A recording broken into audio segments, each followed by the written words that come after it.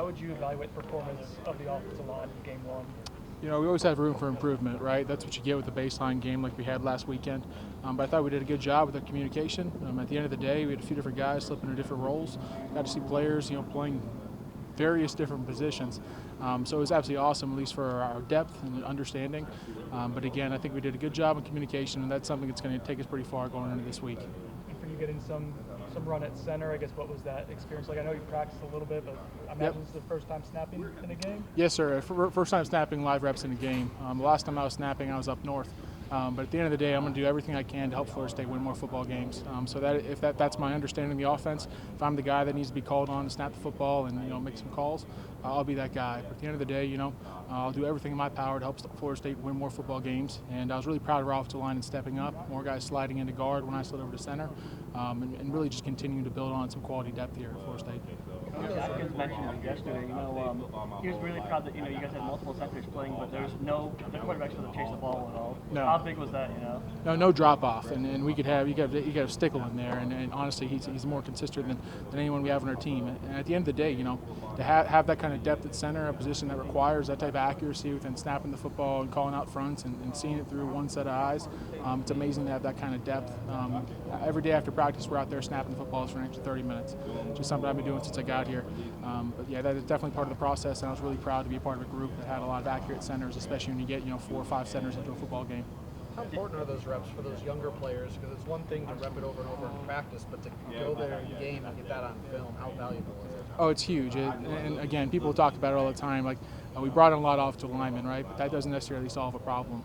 That kind of stimulates a solution, and that solution is to get guys key reps, to turn guys that are younger players that have all the talent in the world into guys that have actually been in this situational football before. So to have guys taking quality game reps, that just builds our depth here on the offensive line and adds to the floor and rises it up inside the offensive line room. Were there any nerves at all, like having to snap the ball yet, for the first time in live action like that in a while? No nerves. I was confident in my performance. At the end of the day, I put a lot of work into it. So to get out there, it's just like anything I'm doing in practice, whether that be taking reps against the scout team or staying a little bit after practice and taking some snaps. There was a play out, I think, somewhere in the first half, I think maybe early third quarter, you were 15 yards downfield, blocking the safety. I guess what's going through your mind in that play? And, kudos, it's impressive athleticism to get a hand on. I appreciate it. Yeah, it's one of my favorite screens, and to be at a different position, have a different responsibility. I took that to heart. Talked to Coach Atkins beforehand, before we even ran the play on the sideline. I knew my responsibility and went out there and attacked it. And I was happy to be able to catch one of those small guys out there in space, off guard, punched him in the hip and got him to the ground. But yeah, I was just one part of the puzzle trying to do my job, and that could have been an awesome breakaway. But hopefully we'll have another one this week. How many times did you watch that video? A couple times. My sisters, they run all my social media for me. God bless them. Their inboxes were full, but they're pumping it out there all over the place. But I can't thank them enough for keeping an eye on it and getting all that traction. This will be LSU's first game, and obviously you'll have the game under your belt. How big is that, especially for an offensive line that brings in so many new guys? The game with the build confidence, to build communication, all those things. No, it's great, right? And as many live reps you can possibly get with a consistent group of guys, that just adds to the depth of our offensive line, adds to the understanding, and adds to having 5 guys seeing it through one set of eyes. So it was awesome to be able to get out there, go against a good opponent that had a good scheme, and really just block guys as birds. It doesn't matter who they are. It doesn't matter if they're Duquesne. It doesn't matter if it's LSU. It doesn't matter if it's any team we're playing this year. If we block them like birds, we're going to have success.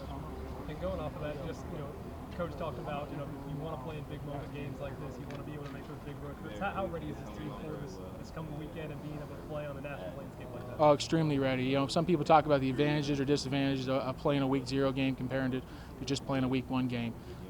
We have everything out on the table, right? We're not trying to hide anything. We're not trying to cover up who's going to be playing in the football game or anything like that.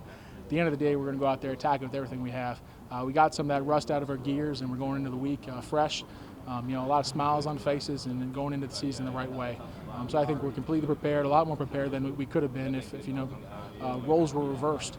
But I'm really proud of our team and how we executed last game. It was quite the trap game. But at the end of the day, we did our job, went out there, had 3 backs with over 100 yards, and had some success running the football. And our defense did a really good job overall in the whole game. And then just two-story program, you guys take pride in wanting to go up there and get a job done? Yes, sir, and that goes back to my last point, blocking guys like birds. It doesn't matter who they are. It's a nameless, faceless opponent. All we're really worried about is positions, guys that might look like a certain position, whether a linebacker or a defensive end. But at the end of the day, if we stick to our basics, things that we've harped upon ever since we got here back a couple months ago at the beginning of camp, we'll have success. And to have 5 guys seeing it through one set of eyes and blocking guys as a nameless, faceless opponent, that'll bring us pretty far.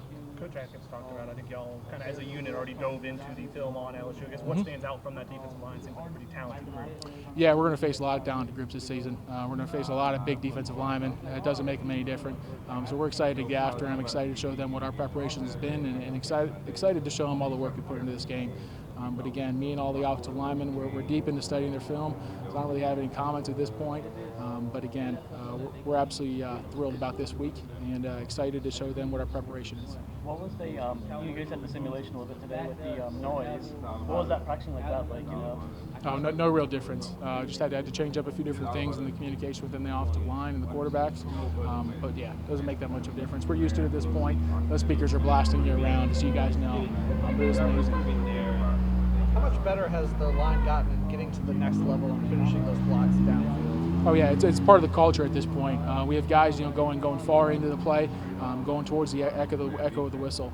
So it's absolutely awesome to see guys making that little bit extra effort, finishing the play, and at the end of the play, going and picking up our backs. Is it a little funny for you coming to a new school and now playing your former coach at 2 different schools in your 2 years here? Yes, sir. So he's following me around or something. I couldn't imagine. But at the end of the day, yeah, I can't wait to see Coach Kelly again. But yeah, it's going to be a great game. And like I said again, it doesn't matter who it is. It could be any coach in the world. But I'm excited to apply everything we've learned here at Florida State over the past couple of months, going through camp and into our first game, and show them the work and the love that we put into this game. I know you mentioned faceless opponent a couple of times, but LSU Sunday night Superdome, like how exciting is that? For just the program and for, to get the chance to play that game. It's exciting. Those are all emotions, right? And I try to have emotions. I try not to be emotional. So at the end of the day, our offensive line unit, we're going to stick to our basics, stick to our fundamentals. Doesn't matter if we're playing here in Doak Campbell or somewhere all across the country or even in the Superdome. We're going to go out there and play Florida State football. Blocking them blocking them up like birds? Blocking them like birds. I've never heard that. You can't identify a bird. One bird looks like the other. So you're blocking defenders, nameless, faceless. Doesn't matter what number they're wearing. They're just big dudes that you're trying to get in front of.